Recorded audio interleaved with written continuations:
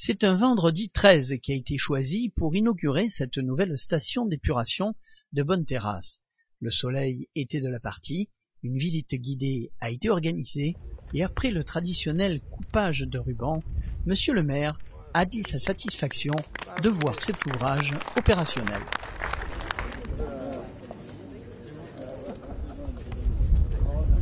Merci d'avoir répondu à notre invitation et je suis très heureux de vous accueillir sur le site de notre station d'épuration en ce vendredi 13 et il fait beau. Cette station existait déjà, mais comme nous l'explique Monsieur le maire, une remise à niveau était nécessaire. En effet, cette station existe depuis 1984. Elle avait été réalisée pour les besoins d'une commune qui déjà se développait et nous n'avions que à ce moment-là des épandages individuels, des stations individuelles. Donc il existait sous le village une station d'épuration qui devait être remise aux normes. Et à l'époque, le premier adjoint de l'époque avait eu l'idée d'essayer de regrouper tous les besoins de la commune à un seul endroit. Ce petit vallon de Bonne-Terrasse pour construire la première station et également tous les effluents arrivaient au quartier Garode où ils étaient ensuite renvoyés ici. De là, un émissaire en mer qui fait 2 kilomètres évacue les effluents qui sont propres à une quarantaine de mètres de profondeur. Le financement est important, c'est-à-dire qu'il est de un peu plus de 9 millions d'euros TTC. Donc nous récupérons la TVA à hauteur d'1,5 million à peu près.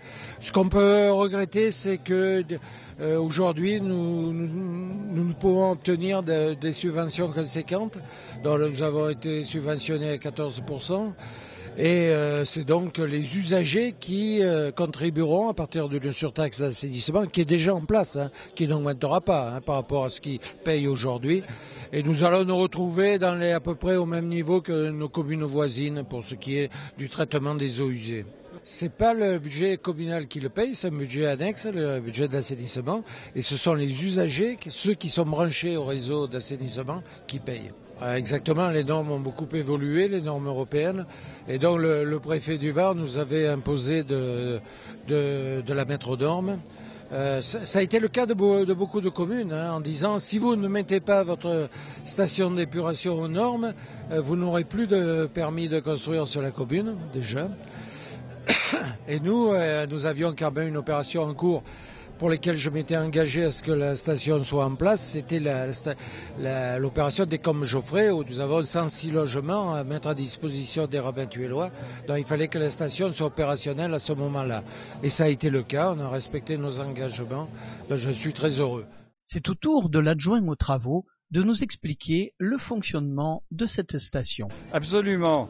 Le système, si vous voulez, qui a été retenu par la commune de Ramatuelle, donc il y a le système qui s'appelle MBBR. Et alors qu'est-ce que ça veut dire? C'est tout simplement ce qu'on appelle un réacteur. Donc tout est fermé, vous voyez, cette usine c'est un peu comme un sous-marin, on ne voit plus rien. Et dedans vous avez, imaginez, une grande fosse qu'on appelle un réacteur et dedans ce qu'on appelle aussi des chips. Ce sont simplement un support plastique où vivent et sont cultivées des bactéries. Alors il y a des milliards et des milliards, si vous voulez, de ces chips qui sont dans ces réacteurs et qui vont dépolluer l'eau après tout un schéma de pré-traitement. Alors c'est 100% biologique et c'est ce qui vous permet d'avoir ce bâtiment, c'est-à-dire qu'il n'y a plus ce que vous vous souvenez dans les grandes tours, les odeurs, c'était en extérieur. Là c'est très compact et c'est ce système qui a donc 100% biologique, compact et surtout nous permet d'absorber la variation importante de fréquentation que nous avons à Ramatuelle en tant que station balnéaire. Donc il y a 4 bassins qui sont enterrés sous vos pieds, donc dans lequel il y a plein de petites chips. Ah voilà. Voilà. Donc c'est matériaux en plastique, je ne sais pas si vous voyez bien. Donc en fait ces matériaux en plastique servent de support à des bactéries. Donc ils vont coloniser tous les espaces qui sont... Ouais, c'est un matériau qui est très poreux. Qu'est-ce que c'est comme type de bactéries? Et ensuite on va séparer les particules qui restent dans un autre bâtiment par un procédé de flottation. Là en fait on va injecter de l'eau blanche, je ne sais pas si c'est le procédé.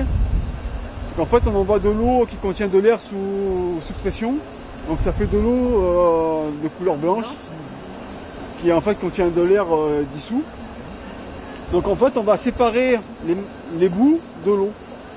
Donc les bulles d'air vont s'accrocher aux particules, vont remonter en surface, former un gâteau en surface. Les bouts plus lourdes vont couler au fond.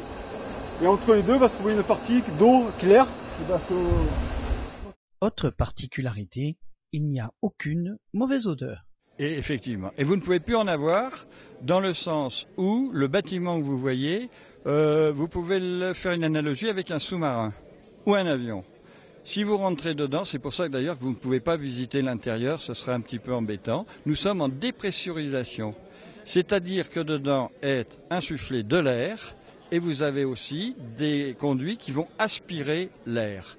Cet air aspiré va passer dans des tours de désodorisation et sont rejetés, filtrés dans le milieu naturel. Mais avec une pureté, croyez-moi, qui est autre que celle que l'on peut respirer quand on est derrière un embouteillage. Hein, voilà. Hein. Donc la particularité de cette station sur le plan écologique, l'eau épurée ressort à plus de 90% si vous voulez propre.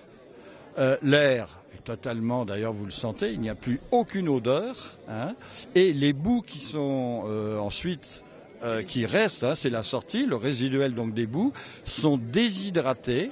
Ça veut dire que un très faible volume. Et vous avez un camion qui vient, qui les prend, c'est fermé et va les transporter pour qu'elles soient traitées. Et ça resserre d'engrais, c'est recyclage.